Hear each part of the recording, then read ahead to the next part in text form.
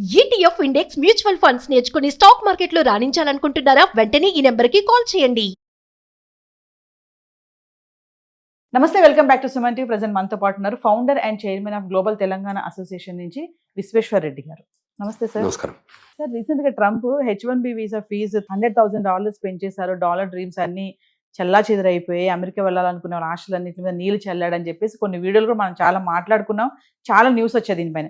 మళ్ళీ ఇప్పుడు చూస్తే ఇది ఏదైతే ఈ ఫీజెస్ ఉన్నాయో వీటన్నింటిని కూడా నిలిపివేస్తామని చెప్పేసి ఒక టాక్ వస్తుంది. నిజంగా గనక ఆ బిల్ పాస్ అవుతే మరి బెనిఫిట్స్ ఏంటంటారు? నిజంగా పాస్ అవుతుంది అంటారా? అంటే whether the bill passes not always India is getting benefited out of it. Hmm. అంటే వరల్డ్కి స్టెమ్ టాలెంట్ ఇవ్వగలిగే ఏకైక కంట్రీ ఇండియా ఒకటే. సైన్స్, టెక్నాలజీ, ఇంజనీరింగ్, మ్యాథమెటిక్స్ మనకున్నంత స్ట్రెంగ్త్ వరల్డ్లో ఏ కంట్రీకి లేదు.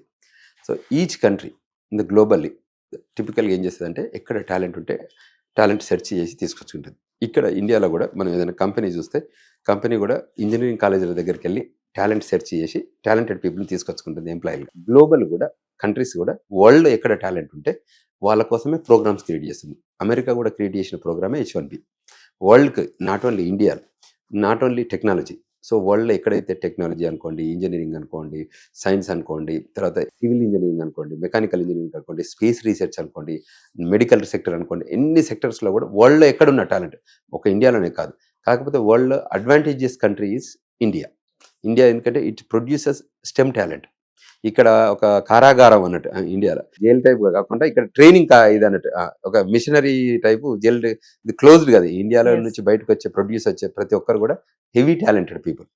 అంటే మీరు IITs ప్రొడ్యూస్ చేస్తున్నాయి అనుకోండి, తర్వాత engineering college, quality engineering college నుంచి బయటకు వచ్చేవాళ్ళు అనుకోండి, స్టేట్ యూనివర్సిటీస్ అనుకోండి, తర్వాత REC అంటే ఇప్పుడు NITలు అయ్యాయి, అక్కడ నుంచి ప్రొడ్యూస్ అయ్యేవాళ్ళు అనుకోండి. వెరీ టాలెంటెడ్ మెషినరీ ఉన్న ఇక్కడ ఉన్న Yes. కంట్రీ కాబట్టి వరల్డ్ అంతా వెల్కమ్ చెప్తుంది.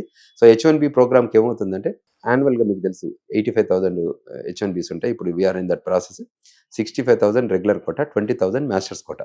ఇవాళ అమెరికా కూడా ఏముంటుందంటే నాకు మా కంట్రీలో మాస్టర్స్ చేసే వాళ్ళు ఇంపార్టెంట్, బయట నుంచి వచ్చే వాళ్ళు అంత ఇంపార్టెంట్ కాదు కాబట్టి వాళ్ళ మీద 100,000 ఇంపోజ్ చేశారు. yes. ఒకవేళ అమెరికాకు వచ్చి అమెరికాలో మాస్టర్స్ చదువుకునే వాళ్ళకి ఇబ్బంది ఏం లేదు. ఎందుకంటే విత్ ఇన్ ద కంట్రీ వాళ్ళు OPT చేస్తారు, దాని తర్వాత స్టెమ్ OPT చేస్తారు, తర్వాత H1Bకి వెళ్తారు. అక్కడ వాళ్ళకి 100,000 రూల్ అప్లై కాదు. వాళ్ళకి ఓన్లీ రూల్ ఏంటంటే వాళ్ళకు వేజ్ లెవెల్స్, వేజ్ లెవెల్ 1, 2, 3, 4లలో బెస్ట్ బెట్ ఎక్కడ ఉంది దాన్ని బట్టి లాటరీలో ఉంటుంది. సో ఇప్పుడు March 4th to March 19th lottery తీస్తున్నారు. అంటే రిజిస్ట్రేషన్ అవుతాయి, 19 తర్వాత లాటరీ తీస్తారు. తర్వాత ఏప్రిల్, మే, జూన్ 90 days H1B ప్రాసెసింగ్ ఉంటుంది. పేపర్ వర్క్ ఉంటుంది, సబ్మిషన్ ఉంటుంది, అప్రూవల్ ఉంటుంది ఆ 90 days లోపల. తర్వాత ఏదైతే అప్రూవల్ అయిన కేసెస్ October 1st నుంచి వర్క్ చేయాలి. Yes. అంటే ఎంత ఆర్గనైజ్డ్గా స్కెడ్యూల్ ఉందో చూడండి. Schedule.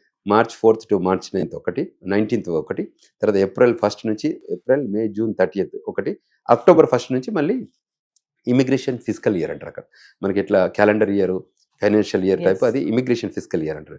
అది October 1st to September 30th ఆ టైప్లో ఉంది. కాబట్టి H1B ప్రోగ్రామ్ ఉన్న వాళ్ళు కూడా they are all working now. Okay. ఏది బెస్ట్ అయితే ఇండియాకి always at best edge. Only thing ఏంటంటే మన వాళ్ళు మాస్టర్స్ రూపకంగా చాలా మంది వెళ్ళారు. ఒక 10 లక్షల మంది స్టూడెంట్స్ ఉన్నారు ఇప్పుడు అమెరికాలో. వాళ్ళంతా కూడా కొత్తగా వచ్చిన, ఈ మధ్య రీసెంట్గా వచ్చిన వాళ్ళు చాలా ఏళ్ళ నుంచి ఉన్నారు కదా. లాస్ట్ 10-15 ఏళ్ళ నుంచి వచ్చిన వాళ్ళంతా స్టూడెంట్స్ మెల్లిగా they are converting into H1Bs. Or someone going through O1, O2కి వెళ్తున్నారు, EB1 సైడ్ వెళ్తున్నారు. Various end of the day talent ఉంటే ఏ కంట్రీ అయినా ఏ కంపెనీ అయినా అక్వైర్ చేసుకోవడానికి ఇష్టపడుతుంది. Yes. సో ఇండియాకి ఇబ్బంది లేదు. ఓన్లీ థింగ్ ఏంటంటే we should not violate country law of the lands. Yes. As long as if you are not violating we are the best. Trump implement చేసినటువంటి ఈ రూల్ ఏదైతే $100,000 ఫీజ్ అని చెప్పారో, మరి ఇప్పుడు దీన్ని కనుక నిలిపివేస్తా అంటే ట్రంప్ దీనికి ఏమి అపోజిషన్ చేయడా సార్? ఉంటుంది. అంటే ఇప్పుడు ఎనీబడి కెన్ రేజ్ దిస్. తర్వాత కోర్టులు కూడా రివ్యూ చేస్తుంది పిటిషన్ని. సో దాన్ని బట్టి కోర్టు జడ్జిమెంట్ ఇస్తారు.